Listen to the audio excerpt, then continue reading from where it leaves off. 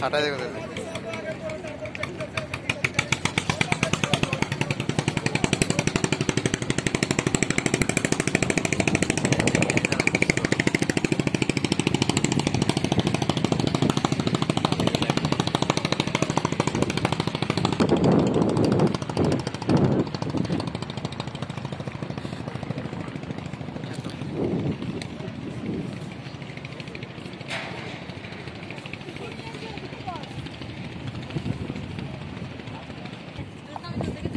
ঠিক আছে ভাবি না ফেললে বেচালাম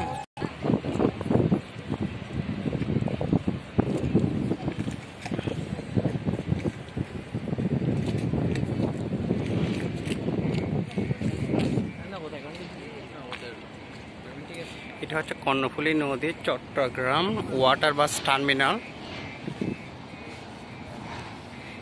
এখানে ঢুকতে হলে 10 টাকা টিকিট কিনে তারপর প্রবেশ করতে হবে।